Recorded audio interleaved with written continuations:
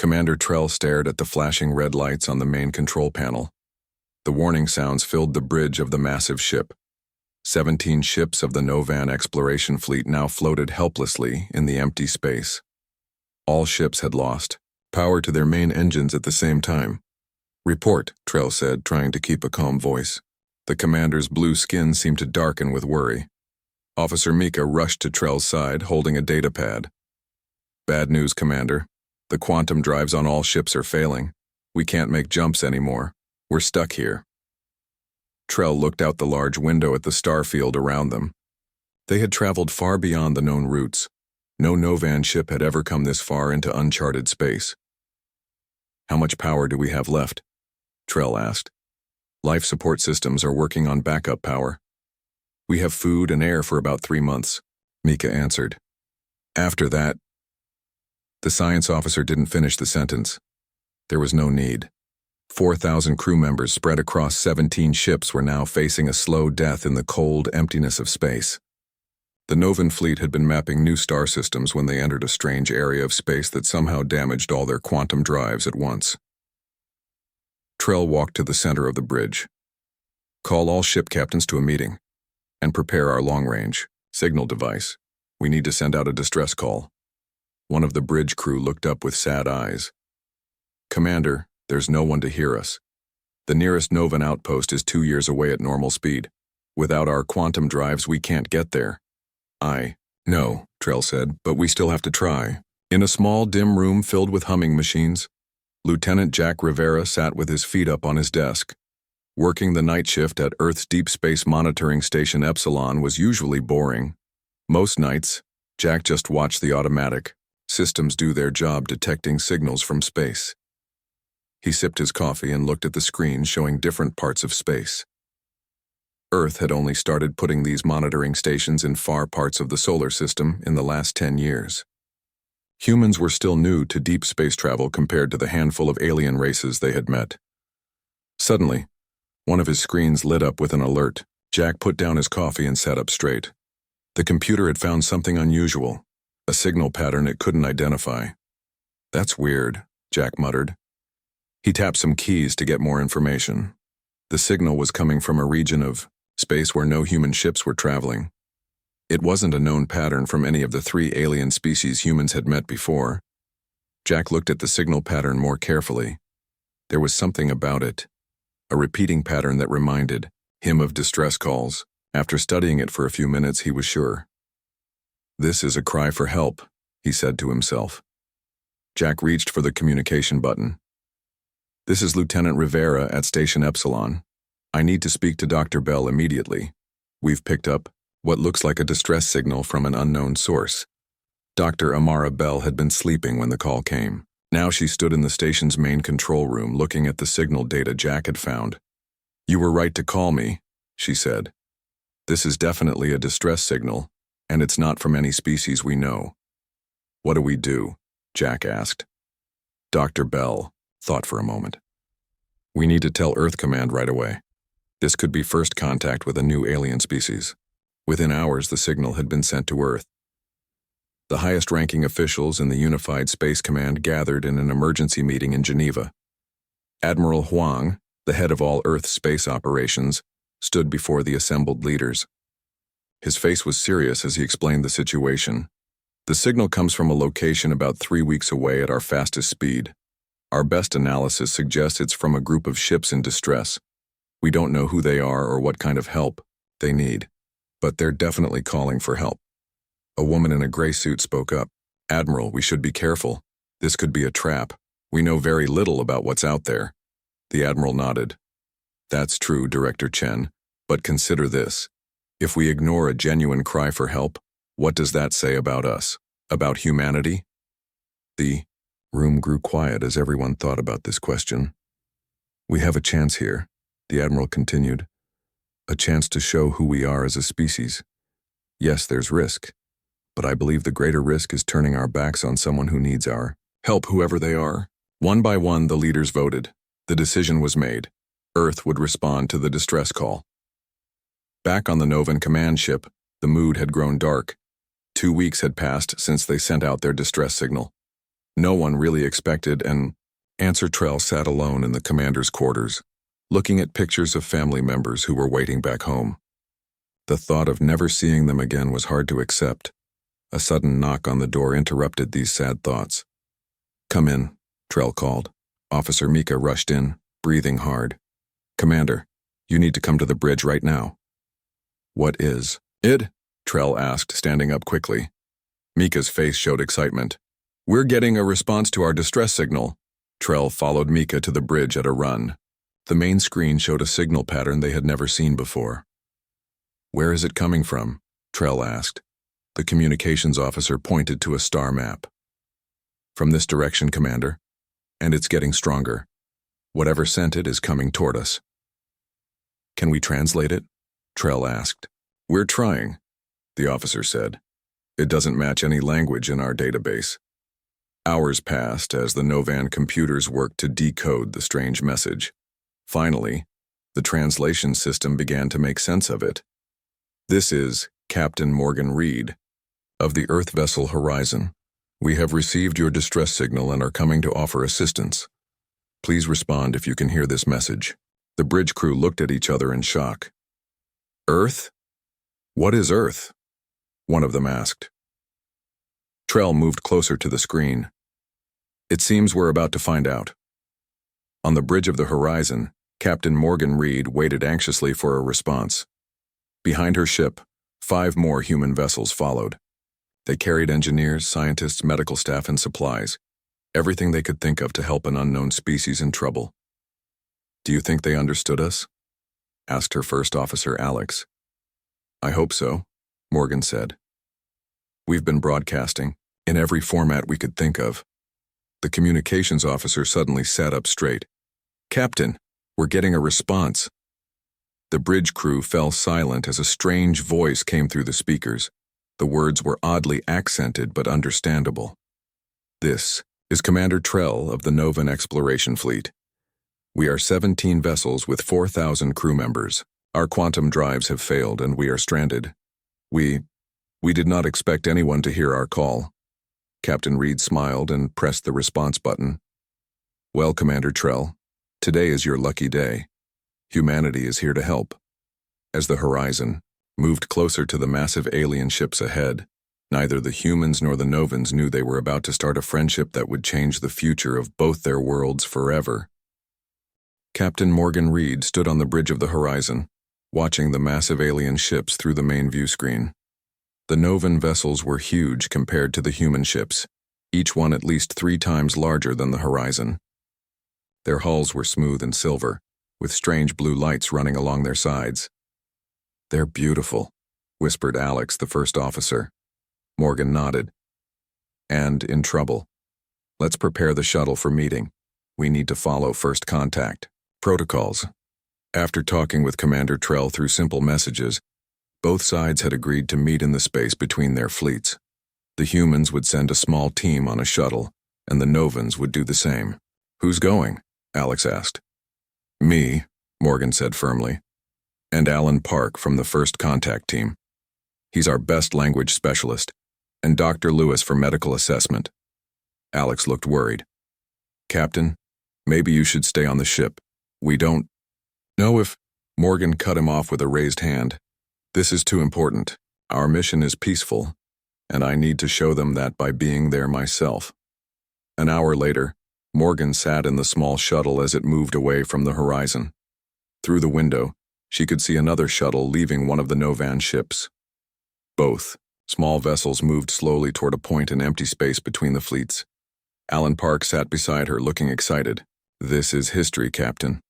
The first meeting with a completely new alien species." Dr. Lewis was checking medical equipment. "I hope our biology isn't too different. It would be good to understand their basic needs." The shuttle reached the meeting point and stopped. The Novan shuttle was getting closer. Now they could see it clearly. It was shaped differently from human shuttles, more like a smooth water drop. "Nervous?" Alan asked. Morgan took a deep breath. "A little, but mostly curious." The Novan shuttle stopped about 30 meters away. For a moment, nothing happened. Then a door opened on the side of the alien vessel. The humans watched as three figures in strange suits floated out and used small jets on their backs to move toward the human shuttle. "They're coming to us," Dr. Lewis said. "That's a good sign." Morgan stood up. "Let's meet them properly." She moved to the airlock and pressed the button to open the outer door. Commander Trell looked at the human ship through the shuttle window. It was smaller than expected, but Trell could see it was well built. These humans might not have the advanced technology of the Novans, but they clearly knew how to build good ships. "Are you sure about this?" asked Mika, who had insisted on coming along. "We need their help," Trell answered simply. And they came a long way to offer it. The third member of their team, Medical Officer Wren, was checking the translation devices they would use. "The language program has been updated with what we've learned from their messages. It should work better now." When their shuttle stopped near the human vessel, Trell made a decision. "We'll go to them. It shows trust." The three Novans put on their spacesuits and moved through the vacuum toward the human shuttle. As they got closer, Trell could see figures watching from the windows. Then a door opened in the side of the shuttle. A human in a white spacesuit floated in the doorway and raised a hand in what seemed like a greeting. Trell copied the gesture. Morgan watched as the three aliens moved gracefully toward the shuttle. Their spacesuits were unlike human ones, thinner and more flexible. Through the clear helmets she could see their faces. They looked almost human, but with key differences. Their skin seemed to glow slightly blue and their eyes were larger with no visible whites. When the lead alien raised a hand in response to her greeting, Morgan felt a wave of relief. Some gestures, it seemed, might be universal. She spoke into her helmet mic. "Welcome. Please come inside. We have a small room where we can talk." The translation system in her helmet converted her words and sent them to the alien suits. There was a pause. Then the lead alien nodded and moved forward. Once, all three aliens were inside and the airlock was closed. They removed their helmets. Morgan did the same, along with Alan and Dr. Lewis. Up close, the differences were more noticeable. The alien's skin had a slight shimmer to it, changing color slightly as they moved. They had no hair, and their ears were smaller than human ones. But they had 2 eyes, a nose, and a mouth, much like humans. "I am Captain Morgan Reed of the Earthship Horizon," Morgan said, touching her chest.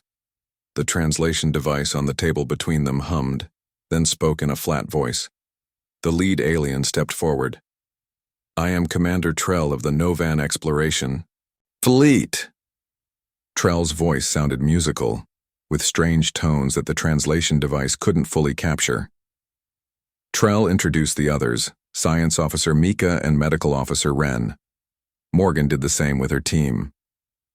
"Please tell us what happened to your fleet," Morgan said once the introductions were done. Trell explained about the strange space anomaly that had damaged all their quantum drives. As Trell spoke, Mika showed 3D models on a small device, helping the humans understand the problem. Alan leaned forward, fascinated. "Your technology is far more advanced than ours. We don't have quantum drives yet." Trell looked surprised. "Then how did you reach us so quickly?" "We have fusion drives," Morgan explained. "They're slower than what you describe, but they got us here." Mika seemed confused. "But if your technology is less advanced, how do you think you can help us?" Alan smiled. "Sometimes a fresh perspective helps, and sometimes simpler technology can solve complex problems." The meeting lasted for 3 hours. By the end, both teams were speaking more freely, the translation devices working better as they learned more of each other's languages. Dr. Lewis and Wren had exchanged basic medical information, discovering surprising similarities in their biology. Despite their different appearances, both species needed oxygen, though the Novans could tolerate higher carbon dioxide levels. "We would like to bring a larger team to examine your ships," Morgan suggested. "Engineers who might be able to help with your drive problems." Trell seemed hesitant. "Your offer is generous, but I must be careful with my people's safety." Morgan nodded. "I understand completely. You don't know us yet. What if we start with just information exchange? We can share what we know and you can tell us more about your drives. Maybe together we can find a solution. Trell's skin shifted to a lighter blue, a reaction the humans didn't yet understand. That seems reasonable. As they prepared to return to their ships, Trell stopped Morgan with a light touch on her arm. "There is something I don't understand," the Novan commander said. "Why did you come? We are strangers to you. Our civilizations have never met before." Morgan thought for a moment. "When we heard your call for help, we had a choice. We could ignore it or we could answer. That's not really a choice at all. If someone needs help and you can give it, you help. That's what makes us, well, human." Trell was quiet for a moment. Perhaps that is what makes us people, whether human or Novan. For the first time since the meeting began, Morgan felt truly hopeful. Different as they were, there might be something fundamental that connected them after all. As the shuttle carried Morgan and her team back to the horizon, she stared out at the massive Novan fleet. This was just the beginning of what promised to be an extraordinary adventure. Within a week of first contact, more human ships arrived. The Earth government had sent everything they could: engineers, scientists, supplies, and raw materials. Captain Morgan Reed watched from the bridge of the horizon as the new ships approached the Novan fleet. "5 more ships," Alex said, standing beside her. "Command really sent everything we asked for." Morgan nodded. "This is the biggest thing to happen to humanity since we discovered we weren't alone in the universe." Working with the Novans had been challenging but rewarding. After the first meeting, Commander Trell had allowed small human teams to visit the Novan ships.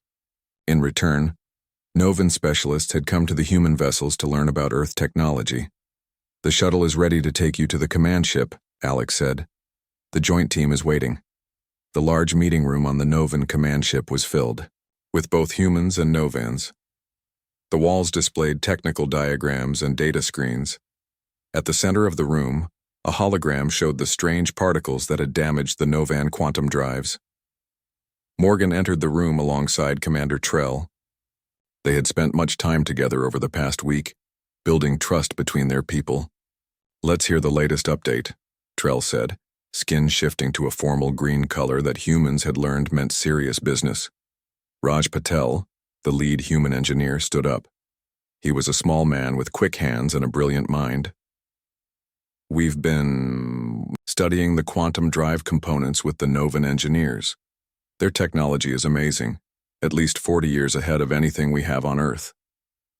Mika, the Novan science officer, joined him.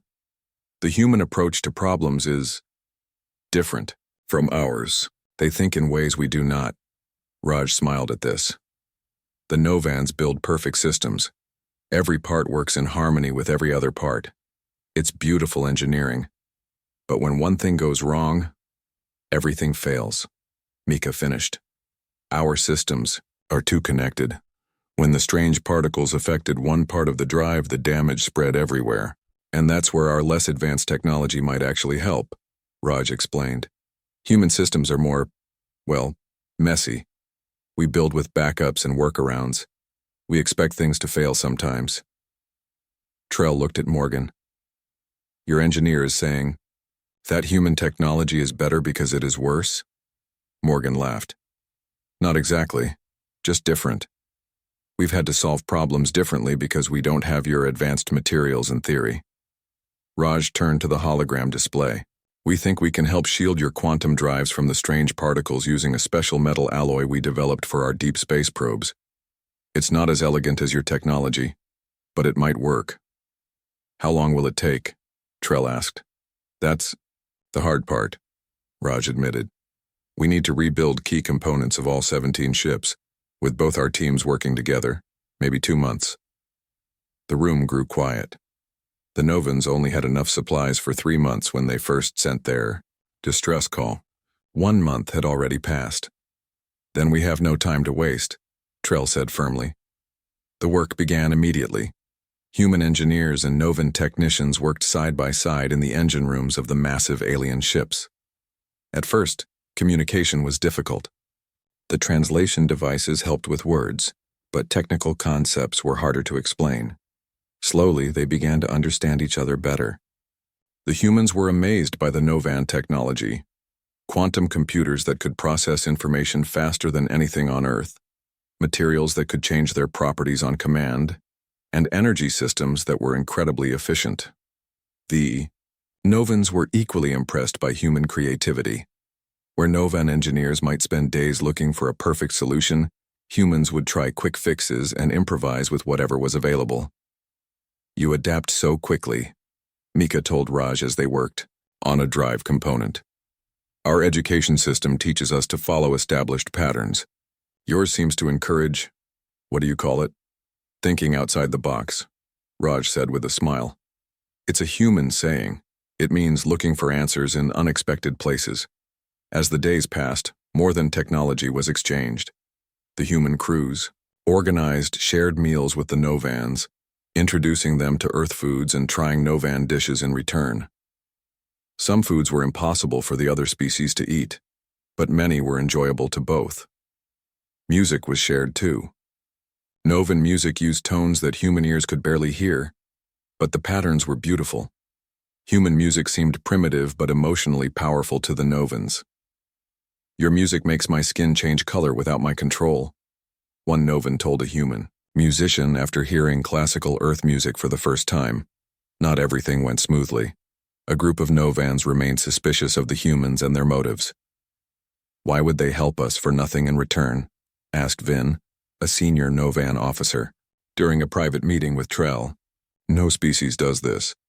"Perhaps humans are different," Trell suggested. "Or perhaps they want our technology," Vin countered. "They learn our systems while pretending to help." Trell's skin darkened with concern. "I've spent time with Captain Reed. I believe their intentions are good." "You are too trusting, Commander," Vin said. Similar concerns existed among some humans.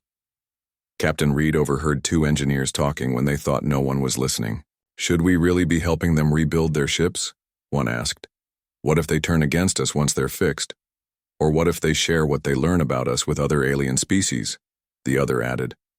"We could be putting Earth at risk, Morgan." "Approach them." "Those are fair concerns," she said, making them jump in surprise. "But think about it this way. They already have far better technology than we do. If they wanted to harm us, they could have done it already." The engineers looked embarrassed. "Sorry, Captain, it's just that they're different," Morgan finished for them. "I know. But in the ways that matter, I think we're very similar." 2 weeks into the collaboration, a breakthrough came from an unexpected source. Tom Garcia was not a scientist or an engineer. He was a mechanic who worked on the Horizon's shuttle engines. He had volunteered to help with basic tasks on the Novan ships. While watching Novan engineers discuss a problem with the shield design, Tom had an idea. He sketched it quickly on his tablet and showed it to Raj. "The Novans are trying to create a perfect shield," Tom explained. "But what if we make an imperfect one on purpose? Something that can flex and adapt when those strange particles hit it." Raj studied the rough drawing. This might actually work. It's completely against Novan design philosophy, but that's exactly why they haven't thought of it." That evening, Raj presented Tom's idea to the joint team. The Novan engineers were confused at first. It went against everything they had been taught about proper design. "It's intentionally flawed," one Novan engineer said, skin turning purple with confusion. "Exactly," Raj agreed. "It's meant to bend, not break. To absorb the particles rather than block them perfectly." Commander Trell looked at the design, then at the human mechanic who had created it. "Will it work?" Mika, who had been studying the plan, answered. "It is strange, but the math supports it. I think it might." For the first time since the crisis began, real hope spread through the Novan fleet. The humans hadn't just brought help, they had brought a completely new way of solving problems. That night, as Morgan prepared to return to her ship, Trell stopped her. "Your people continue to surprise us," the Novan commander said. "This solution, it would never have occurred to any Novan." Morgan smiled. "That's the value of different perspectives. Together, we're stronger than either of us alone." As she flew back to the horizon in the small shuttle, Morgan looked out at the stars. Two species from different worlds, working together to overcome a crisis. It was exactly what she had joined Earth's space fleet hoping to find. Not just new worlds, but new friends. The new shield design created by Tom Garcia changed everything. For 3 weeks, human and Novan teams worked day and night to build a prototype. The work was difficult, combining two very different types of technology, but everyone understood what was at stake. Morgan watched from an observation room as the final tests began on the first repaired drive. Raj and Mika stood in the engine room below, surrounded by both human and Novan engineers. The tension in the air was almost visible. "Start the power-up sequence," Raj said into his communicator. Inside the massive engine room, lights began to flicker on. The quantum drive core, a beautiful blue sphere suspended in the center of the room, started to glow softly. "Power at 10%, reported a Novan technician. "All readings normal." Mika's skin rippled with nervous yellow patterns. "Increase to 20%. The blue sphere grew brighter. The human-designed shield around it, an ugly, bulky ring of special metals, seemed to pulse slightly. 30%, Raj called out. "How are the shield readings?" A human engineer checked her tablet. "Shield is holding. No sign of particle damage." The power levels continued to climb. 50%, 70%. At each stage, the team checked readings and looked for signs of the strange particles that had caused the original failure. 90%, Mika announced, voice tight with tension. Morgan held her breath. This was the moment of truth. If the shield could protect the drive at full power, they had a real solution. "Full power," Raj ordered. The quantum drive core blazed with brilliant blue light. The shield around it glowed red at points where particles struck it, but it held strong. For 10 seconds, everyone was silent, watching the readings. Then, 20 seconds. At 30 seconds, Raj looked up at the observation window and gave a thumbs-up sign. "It's working," he shouted, his voice filled with excitement. The room erupted in cheers. Humans high-fived each other while Novans touched palms in their own celebration gesture. Morgan saw Mika's skin turn a bright, happy orange, a color she had never seen on any Novan before. The success of the prototype meant that their plan could work. But they still faced an enormous task. 17 massive ships needed their quantum drives rebuilt with the new shield design. Each ship had multiple drives, and each drive needed the special human-made shield. Commander Trell called a meeting of all ship captains and project leaders. "We have a working solution," Trell announced, "but we need to work faster. At our current pace, it will take 4 months to repair all ships. And we have less than 2 months of supplies left," added a Novan captain. Morgan stepped forward. "We've contacted Earth. More ships are coming with food and materials. But Commander Trell is right. We need to speed up the work." Raj had been thinking about this problem. What if we don't fix all the ships at once? What if we focus on getting one ship working first? Then it could take some of your people to the nearest safe location and come back for more. The Novans looked at each other. The idea of separating their fleet went against their protocols. "It's too risky," said Captain Vin, who still didn't fully trust the humans. "What if the drive fails again while the ship is far from help?" "We could send a human ship alongside it," Morgan suggested, "for backup." Trell considered this. The nearest safe location is a small trading outpost about 1 week's travel by quantum jump. If we repaired the smallest ship first, it could take 200 crew there and return. "With your permission," Raj said, "we could start work on that ship immediately. We already have enough shield material ready." Trell's skin shifted through several colors as the commander thought. "Very well, we will adapt to the situation." The next day, teams moved to the smallest Novan ship. The human engineers had gotten better at working with Novan technology, and the Novan technicians had learned to accept the strange human approaches. Tom Garcia, whose idea had made everything possible, worked alongside Vex, a young Novan engineer who had been the quickest to embrace human methods. "This connection here," Tom explained, showing a joint where human metal met Novan technology. "It doesn't have to be perfect. It just needs to be strong enough to flex when those particles hit it." Vex nodded, understanding now. "Like a tree. branch in the wind, not like a stone wall that can break. Exactly. Tom smiled. You're getting it. Vex's skin turned a thoughtful blue. On my world, we are taught that perfection is the highest goal. But watching you humans work, I wonder if adapting is more important than being perfect. Tom shrugged as he tightened a bolt. Where I grew up, we had a saying, perfect is the enemy of good enough. Sometimes trying to make something perfect stops you from making something that works. Meanwhile, Morgan and Trell had another challenge. Food supplies were running low on the Novan ships. The humans had brought as much as they could, but not all of it was safe for Novans to eat.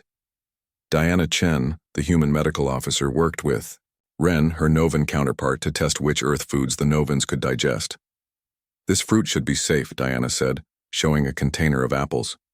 It has similar sugars to your food. Ren used a small device to scan the apple. The skin might cause mild digestive discomfort, but the inside appears compatible. They found that many basic Earth foods, rice, certain vegetables, and some fruits, could help extend the Novan supplies. It wasn't ideal, but it would buy them more time. 2 weeks of intense work went by. The small Novan ship's drives were nearly ready. The human Novan teams had worked around the clock, with engineers often sleeping near their workstations. Final power test today, Raj told Morgan as they ate a quick breakfast. His eyes were red from lack of sleep. If all goes well, the ship can make its first jump tomorrow. Morgan put a hand on his shoulder. You've done amazing work, Raj. All of you have. Later that day, the entire command team gathered on the bridge of the small Novan ship. Captain Vin would pilot the vessel on its test flight, with a mixed crew of Novans and humans. Begin final power sequence, Vin ordered. The ship hummed as the quantum drives powered up. On the main screen, they could see the status of each drive system. One by one, they turned green. All drives at full power, reported a Novan officer. Shield systems holding. Vin looked at Trell, who nodded approval. Take us out slowly. For the first time in nearly 2 months, a Novan ship moved under its own power. It glided away from the rest of the fleet, its engines glowing blue against the darkness of space. Prepare for short-range quantum jump, Vin said. Target is 5,000 kilometers ahead. Everyone held their breath. This was the real test. The ship had to do more than power up. It had to actually jump through space. Jump in 3, 2, 1. Vin pressed the control. The ship shimmered for a moment, then vanished. On the command ship's screen, it reappeared instantly at the target location. After a moment of stunned silence, cheers erupted across the fleet. Humans and Novans celebrated together, the barriers between their species seeming to fade away in that moment of triumph. The small ship returned at normal speed, moving back to its place in the fleet formation. When Captain Vin returned to the command ship, even the usually serious officer was smiling. The jump was perfect, Vin reported. Smoother than before, actually. The human shield seems to stabilize the quantum field. Commander Trell looked at Morgan. It seems our impossible problem had a solution after all. We just needed, outside-the-box thinking. Morgan smiled. Tomorrow, the ship can make its first long jump to the trading outpost. We'll have a human vessel follow, at fusion speed as backup. Trell's skin turned a warm purple color. Captain Reed, Morgan, I don't know if my people can ever repay yours for what you've done. Morgan shook her head.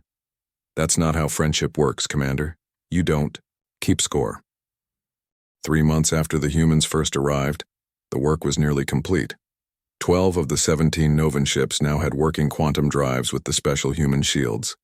The smaller ships had been fixed first, making trips to the nearby trading outpost to bring back supplies and spread the word that the Novan fleet was safe. The morning of the final repair on the command ship, Morgan stood with Trell on the observation deck. Through the large window, they could see the stars and the human fleet nearby. When we leave here, Trell said quietly, everything will change. For both our peoples. Morgan nodded. I think it already has. The journey had not been easy. There, had been technical problems, food shortages, and cultural misunderstandings. But they had overcome each challenge together. Now, as the work neared its end, both humans and Novans were thinking about what would come next. "My government has sent a message," Morgan said. "They want to establish formal relations with your people. Trade, cultural exchange, scientific, cooperation, everything." Trell's skin rippled with thoughtful blue patterns. "Our High Council says the same." They were surprised by what happened here. Novans have met other species before, but never found such willing helpers. "What will you tell them about us?" Morgan asked. Trell turned to face her. "The truth. That humans are strange, unpredictable, sometimes messy, and the best allies we could hope for."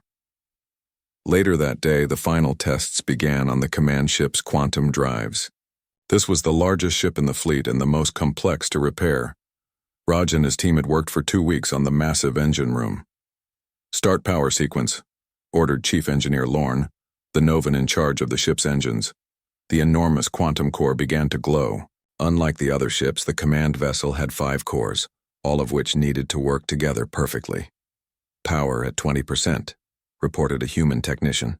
"Shield readings stable." Raj watched the readings carefully. They had modified the TAIS shield design for the larger cores, making it more flexible. The design had been a true collaboration, Novan precision with human adaptability. 50% power, Lorne called. "All systems nominal." Mika stood beside Raj, monitoring the data. "The particle levels are higher here than on the other ships," she observed. "The shield is working harder." "It can handle it," Raj said with confidence. "That's what it was designed to do." The power level continued to rise. 80%. 90. As they approached full power, Lorne looked at Raj. "Your shield design has saved our fleet," the Novan engineer said. "Our people will not forget this." "It wasn't just my design," Raj corrected him. "It was Tom's idea and your team's expertise. We did it together." "Full power," announced a technician. The 5 quantum cores blazed with bright blue light. The shields around them glowed at points where the strange particles struck them, but they held firm. "All systems at full capacity," Mika reported, her skin turning bright orange with joy. "The command ship is ready." That evening, a celebration was held in the command ship's great hall. Humans and Novans gathered together, sharing food, drink, and stories. For many, this would be their last night together before the fleets parted. Ways. Captain Vin, who had once been so suspicious of the humans, now moved easily among them, even trying some Earth foods. Tom and Vex sat together, already making plans for future engineering collaborations. Commander Trell called for silence, then addressed the gathered crews. "When we sent our distress call, we had little hope of rescue. Our fleet was far from home, in uncharted space. Then humanity answered. You came without knowing us, without any obligation to help. You shared your knowledge, your resources, and your friendship." Trell's skin turned a formal, deep purple. "Today, I am honored to announce that the Novan High Council has approved the creation of a formal alliance with Earth. Our peoples will share knowledge, trade, and exploration. The humans have earned our trust and our gratitude." Morgan stepped forward when Trell gestured to her. "On behalf of Earth, I accept this alliance with great hope for our future together. What began as a rescue mission has become something much more important, the beginning of a lasting friendship between our worlds." The hall erupted in cheers. For many of the crew members, the past 3 months had changed their view of the universe. They had learned that different species could work together, could trust each other, could become friends. Early the next morning, final preparations began for the fleets to depart. The Novan ships would return to their home territories, while most of the human vessels would head back to Earth. But something had changed in the plans. Morgan found Trell on the bridge of the command ship. "I've just received new orders from Earth Command," she said. "The Horizon will accompany your fleet to the Novan border as a goodwill gesture, and they're sending an ambassador with us." Trell looked pleased. "The High Council is sending representatives to meet us as well." They're eager to formalize our new alliance. There's more, Morgan added. Earth is offering scholarships for young Novans to study at our universities, and they're asking if Novan teachers would consider visiting Earth to share your knowledge. Our council has made a similar offer, Trell replied. They would welcome human students and teachers. As they spoke, the final loading operations were underway. Human and Novan crews exchanged small gifts, personal items to remember each other by. Many had formed close friendships during their time together. Diana, the human medical officer, gave Ren a collection of Earth medical texts. In return, the Novan doctor presented her with a small device that could analyze biological compounds, technology that would advance human medicine by years. Tom gave Vex his personal toolkit, simple mechanical tools that the Novan engineer had come to appreciate. Vex pressed a small crystal into Tom's hand in return.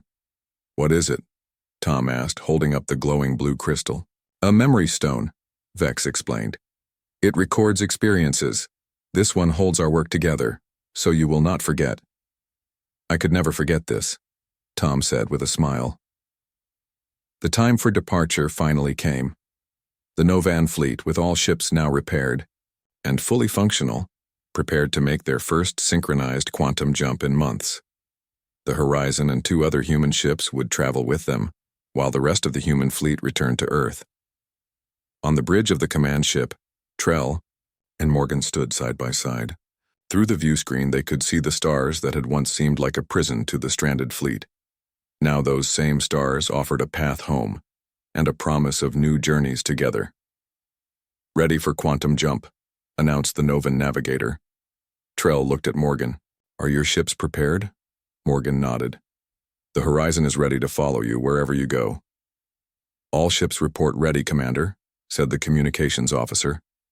Trell took a moment to look around the bridge. Humans worked alongside Novans at several stations, the beginning of the exchange program that would continue for years to come. Begin jump sequence, Trell ordered. As the stars outside began to blur, Morgan thought about the journey they had made together. A distress call answered. Strangers becoming allies, allies becoming friends. What had started as a rescue had become much more, the beginning of a new chapter for both their peoples. No longer alone in the vastness of space, but moving forward, together into an uncertain but hopeful future.